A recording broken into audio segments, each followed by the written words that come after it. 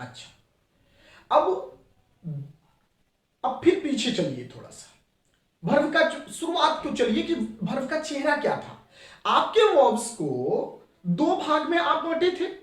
एक एक चेहरा था वर्ब मैंने क्रिया, क्रिया मैंने काम, अर्थात काम का करना या होना, जिसको आप मेन वर्ब बनाए। मेन वर्ब को आप दो भाग में बांटे, और ट्रांजिटिव वर्ब्स, इंट्रांजिटिव वर्ब। फिर ट्रांजिटिव वर्ब्स को आप तीन भाग में बांटे, मोनो ट्रांजिटिव, डाई ट्रांजिटिव और कॉम्प्लेक्स ट्रांजिटिव। ये सारा चीज आप किसके साथ में किए, मेन वर्ब्स के साथ में किए।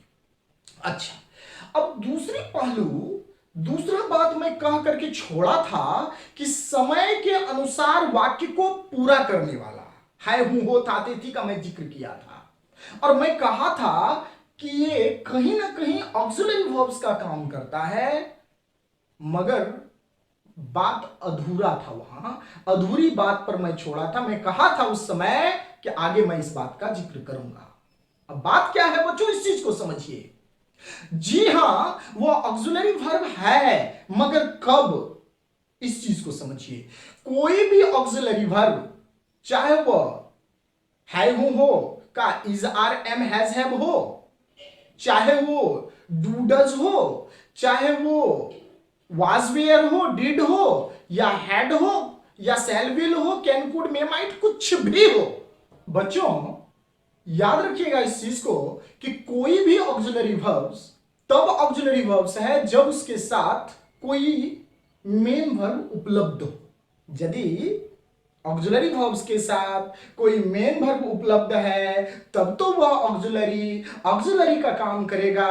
यदि उस ऑक्सिलरी वर्ब्स के साथ कोई मेन वर्ब उपलब्ध ना हो तो वह ऑक्सिलरी रहते हुए भी मेन वर्ब का रूप धारण कर लेगा। जैसे आप कहें I am reading a book, ऐसी परिस्थिति में आपका एम ऑक्सिलरी वर्ब का रूप धारण कर रहा है। मगर यदि आप बोले आई एम अ टीचर, तो ऐसी परिस्थिति में एम के बाद कोई भी मेन वर्ब उपलब्ध नहीं है बच्चों, इसीलिए आपका एम इस परिस्थिति में ऑक्सिलरी का रूप धारण नहीं कर रहा है या मेन वर्ब का रूप धारण कर रहा है। दूसरा देखिए, ही इज स्पीकिंग इंग्लिश। अभी आप देखिए कि उस इज के साथ स्पीकिंग लगा हुआ है, अतः वह इज जो सामने आपका आया वह ऑक्सिलरी का रूप धारण कर रहा है। मगर यदि आप बोलते हैं ही इज ए स्टूडेंट या ही इज हैप्पी, तो ऐसी परिस्थिति में उस इज के बाद स्टूडेंट आ रहा है, उस इज के बाद हैप्पी आ रहा है, अतः आपका इज ऑक्सिलरी का रूप धारण नहीं कर रहा है, वह मेन वर्ब रूप का रूप धारण कर रहा है। अच्छा बच्चों, ऑक्सिलरी वर्ब्स को हेल्पिंग वर्ब्स के भी नाम से जाना जाता है। इसी तरह मेन वर्ब को प्रिंसिपल वर्ब भी लोग कहते हैं। अच्छा, अब इसके अंदर चलिए ऑक्सिलरी का। बच्चों ऑक्सिलरी वर्ब्स के तौर पर do, does, is, are, am, has, have, did, was, were, had, shall, will, can, could, may, might, should, would, must, need, dare, ought to इत्यादि का प्रयोग ऑक्सिलरी वर्ब्स के तरह किया जाता है। मगर वो मंत्र याद रखिएगा कि उसके साथ मेन वर्ब होना चाहिए। अब इसके प्रयोग पर जब आप ध्यान देंगे, सबके प्रयोग पर, डू, डज का, इज, आर, एम का, सबके प्रयोग पर जब आप जाएंगे तब आप एक एक के प्रयोग से जानेंगे कि किस ऑक्सिलरी वर्ब का स्थान क्या होगा, किस ऑक्सिलरी वर्ब्स का प्रयोग वाक्य में किस तरह से किया जाएगा। बच्चों डू, डज के पास चलिए। डू एवं डज का प्रयोग आगे आप देखिएगा, जब टेंस पढ़ाई जाएगी आप लोगों को, तो पहला टेंस में आप लोग देखेंगे प्रेजेंट टेंस, और प्रेजेंट टेंस का पहला हिस्सा होगा सिंपल प्रेजेंट, जिसको प्रेजेंट इंडेफिनिट के नाम से जाना जाता है। तो इस डू डज का प्रयोग प्रेजेंट इंडेफिनिट टेंस के वाक्यों में आप लोग पढ़े भी होंगे, ता है, ती है वाला, ऐसे सुने होंगे, तो वही प्रेजेंट इंडेफिनिट है। पढ़ता है, जाता है, खाता है वाला जो वाक्य होता है वही प्रेजेंट इंडेफिनिट। हालांकि इसकी चर्चा आगे विस्तार से करेंगे हम लोग। तो उस प्रेजेंट इंडेफिनिट टेंस के वाक्यों में डू डज का प्रयोग ऑक्सिलरी वर्ब्स की तरह किया जाता है। मगर एक बात ध्यान में रखिएगा बच्चों कि प्रेजेंट इंडेफिनिट टेंस का पॉजिटिव सेंटेंस, प्रेजेंट इंडेफिनिट का पॉजिटिव सेंटेंस, जैसे मैं पढ़ाता हूं तो आई टीच होगा, आई डू टीच नहीं होगा। याद रखिएगा कि प्रेजेंट इंडेफिनिट टेंस का पॉजिटिव सेंटेंस में डू डज का प्रयोग ऑक्सिलरी वर्ब्स के तरह नहीं किया जाएगा। बाकी चाहे वह नेगेटिव सेंटेंस हो, चाहे वह एम्फैटिक सेंटेंस हो या इंट्रोगेटिव सेंटेंस हो, वहां आप डू डज का प्रयोग ऑक्सिलरी वर्ब्स के तरह करेंगे। मगर पॉजिटिव सेंटेंस में डू डज का प्रयोग ऑक्सिलरी वर्ब्स की तरह नहीं करना है। याद रहेगी? अच्छा,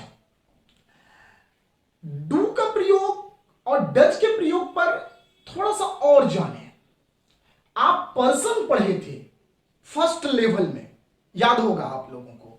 पर्सन में आप लोगों को 3 तरह का पर्सन बताया गया था, फर्स्ट पर्सन, सेकेंड पर्सन और थर्ड पर्सन। याद होगा कि थर्ड पर्सन में हम कहे थे कि एक बात याद रखिएगा, वह था थर्ड पर्सन का सिंगुलर नंबर, यानी he family, she family, it family और सिंगुलर नाउन।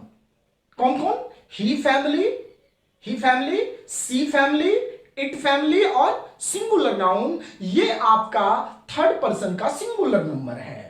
तो यदि प्रेजेंट इंडेफिनिट टेंस के वाक्य का सब्जेक्ट थर्ड पर्सन के सिंगुलर नंबर में रहता है, अर्थात ही रहे, सी रहे, इट रहे या कोई सिंगुलर नाउन रहे, प्रवीण रहे, दीपक रहे, मुकेश रहे, एम झा रहे, ऐसा परिस्थिति सामने आए कि यदि हमारे प्रेजेंट इंडेफिनिट टेंस के वाक्य का सब्जेक्ट थर्ड पर्सन के सिंगुलर नंबर में हो, ऐसी परिस्थिति में बच्चों डज का प्रयोग आप ऑक्सिलरी वर्ब की तरह करेंगे।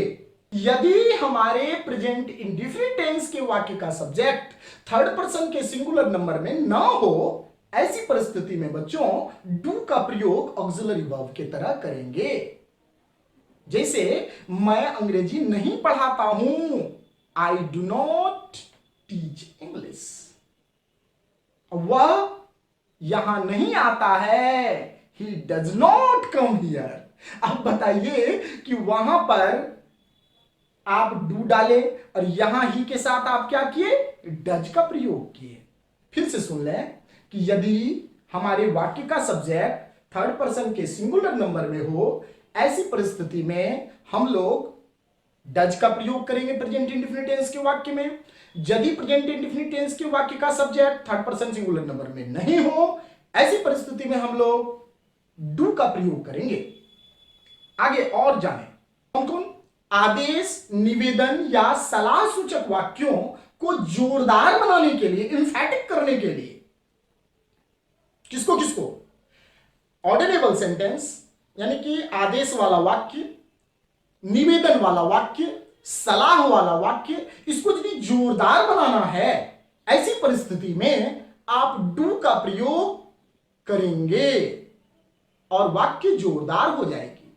जैसे आप कहते हैं कि कम हियर, यहां आओ, तो आप बोलते हैं ना कम हियर, लेकिन इसी वाक्य को यदि जोरदार बना के बोलना हो, यहां अवश्य आओ या यहां आओ ही, तो यानी वाक्य में आप क्या कर रहे हैं?